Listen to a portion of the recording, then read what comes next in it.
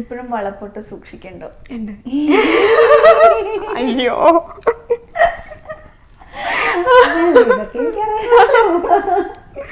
വളപ്പൊട്ടുകളുണ്ട്, മഞ്ചാടിക്കുരു ഉണ്ട്, കുന്നിക്കുരു ഉണ്ട്. ഇല്ല, കൊറേ കളിക്കാനൊന്നും ആരുമില്ല. ആള് വേറെ ഒരു ലോകാണ്. സനലിപ്പോ ഒരു ഷൂട്ട് ജസ്റ്റ് കംപ്ലീറ്റ് ചെയ്തു, അടുത്തതിലേക്ക് ജോയിൻ ചെയ്യാൻ പോണു. അപ്പൊ അതിന്റെ പ്രീ പ്രൊഡക്ഷനിലേക്ക് കടന്നു. ഇപ്പൊ സനൽ എന്ന് പറയുന്നത് അമ്മൂടെ ഹസ്ബൻഡ് ആണ് കേട്ടോ. അസിസ്റ്റന്റ് ഡയറക്ടർ ആയിട്ട് വർക്ക് ചെയ്യാണ്. പുണ്യാളൻ അഗർബത്തീസിലുണ്ടായിരുന്നു. അങ്ങനെ കുറെ മൂവീസ്, ജിത്തു ചേട്ടന്റെ ലൈഫ് ഓഫ് ജോസി ഊട്ടിയിൽ ഒരുമിച്ച് വർക്ക് ചെയ്തിട്ടുണ്ടായിരുന്നു. അങ്ങനെയുള്ള പരിചയമാണ്. നല്ലൊരു പയ്യൻ. സനലിന്റെ സ്വപ്നങ്ങളും അമ്മൂടെ സ്വപ്നങ്ങളും ഒരുമിക്കുന്നത് എവിടെയാണ്? സിനിമയിലാണ്. ഞങ്ങള് സിനിമയാണ് നിങ്ങളുടെ സെയിം റൂട്ടെങ്കിലും രണ്ട് വഴികളാണ്. ഒരാൾ കരൺ ജോഹറിന്റെ ആളും ഒരാൾ രോഹിത് ഷെട്ടിയുടെ ആളാണ്. പക്ഷേ ഈ പറഞ്ഞ പോലെ സിനിമ ആയതുകൊണ്ട് തന്നെ ഒരുപാട് ഡിസ്കഷൻസും എല്ലാ സിനിമകളും കാണാനും ഒക്കെ ഉള്ളൊരു, എനിക്ക് പേഴ്സണലി എന്തെങ്കിലും സംശയങ്ങളോ കാര്യങ്ങളോ ഒക്കെ വന്നാലും ചോദിച്ച് മനസ്സിലാക്കാൻ ഒരാൾ വീട്ടിൽ തന്നെ ഉണ്ട്. അത് വലിയൊരു ഗുണമായിട്ട് തോന്നിയിട്ടുണ്ട്. ഇവരുടെ പോസ്റ്റ് കാണണം ഇൻസ്റ്റയിലും എഫ്ബിയിലൊക്കെ. അമ്മ ഇങ്ങനെ ഇരുന്ന് വെറുതെ എന്തെങ്കിലും നോക്കുമായിരിക്കും, അല്ലെങ്കിൽ ഭക്ഷണം കഴിക്കാൻ വേണ്ടി സ്പൂൺ എടുക്കുമായിരിക്കും. അപ്പോഴത്തേക്കും ഭർത്താവ് സ്നേഹനിമഗ്നനായി ഒരു ക്യാപ്ചർ എടുക്കുന്നു. അതിന്റെ പോസ്റ്റ് രണ്ടുപേരും പണിയിലാണ്ടിരിക്കുന്ന ദിവസങ്ങൾ അപ്പുറത്ത് ഫോൺ കൊണ്ടിരിക്കുമ്പോൾ അങ്ങോട്ടും ഇങ്ങോട്ടും ഫോട്ടോ എടുക്കും. അത്രേ ഉള്ളൂ കാര്യം. ഇരിക്കുമ്പോഴുള്ള പരിപാടികളെന്ന്.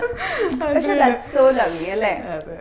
ജീവിതത്തിന് കുറച്ചും കൂടിയും എന്റെ സ്നേഹത്തിലൊരു ഡെഫിനേഷൻ മാറി എന്ന് വേണമെങ്കിൽ പറയാം. ബിക്കോസ് ഞാൻ അതിനു മുമ്പ് ഞാൻ വിചാരിച്ചിരുന്ന പ്രണയം എന്ന് പറയുന്നത് മറ്റൊന്നായിരുന്നു.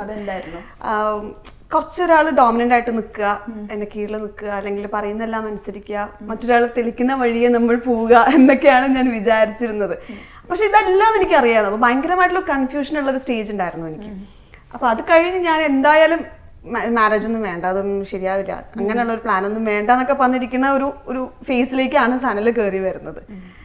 പിന്നെയാണ് നമ്മൾ വളരെ അടുത്ത സുഹൃത്തുക്കളാവുകയും എവിടേക്കോ ചില ഇഷ്ടങ്ങൾ മാച്ച് ചെയ്യുന്നു തോന്നുകയും പിന്നെ അത് പ്രണയത്തിലേക്ക് മാറുകയും ചെയ്തത്. പക്ഷെ ഇപ്പൊ ഞാൻ മനസ്സിലാക്കുന്നുണ്ട്, സൗഹൃദമാണ് ഏതൊരു റിലേഷന്റെയും ഏറ്റവും ബേസ് എന്ന് പറയുന്നത്. പ്രണയമാണെങ്കിലും മറ്റെന്താണെങ്കിലും അല്ലാത്ത കൂട്ടുകെട്ടാണെങ്കിലും എല്ലാം ഫ്രണ്ട്ഷിപ്പാണ് ഒരു നല്ല ബേസ് എന്ന് തോന്നുന്നു ഏതൊരു റിലേഷന്റെ.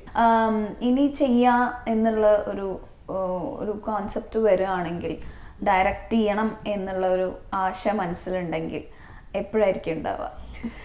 അറിയില്ല, നമ്മൾ മാത്രം തീരുമാനിച്ചാൽ പോരല്ലോ. അല്ല, അങ്ങനെ എന്തെങ്കിലും പ്ലാൻ ഉണ്ടോ? ഇപ്പോൾ ഡയറക്ഷൻ പ്ലാൻ ഇല്ല.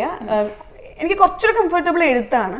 അപ്പം സിനിമയിൽ എഴുത്ത് എന്നുള്ള രീതിയിലേക്ക് കടക്കണം എന്ന് ആഗ്രഹമുണ്ട്. അറിയില്ല, ചിലപ്പോൾ ഡയറക്ഷനിലേക്ക് കിടക്കാം. പക്ഷെ പ്ലാൻ ഇപ്പോൾ എഴുതുക എന്നുള്ള രീതിയിലാണ്. അതിൻ്റെ അടുത്ത സ്റ്റെപ്പായിട്ട് ചിലപ്പോൾ ഡയറക്ഷനിലേക്ക് പോവാം. ഓക്കെ. അമ്മൂടെ സിനിമ പോയറ്റിക് ആയിരിക്കോ കാഷ്വൽ ആയിരിക്കോ? ഒബ്വിയസ്ലി പോയറ്റിക് ആയിരിക്കും. അതാണ് എന്റെ പേടി ആക്ച്വലി. എന്റെ സിനിമ കുറച്ച് ആ തരത്തിലായിരിക്കും. അപ്പൊ ഇപ്പോഴത്തെ ഒരു സാഹചര്യത്തിൽ അല്ല, അതൊരു ചലഞ്ച് അല്ലേ? അതിനെ നമുക്ക് പ്രൂവ് ചെയ്യാന്നുള്ളതാണല്ലോ ഒരു ആർട്ടിസ്റ്റിന്റെ ഏറ്റവും വലിയൊരു. പോയറ്റിക് ഒക്കെ പറഞ്ഞിട്ട് ഇനി അത് എടുത്തു കഴിയുമ്പോ അത്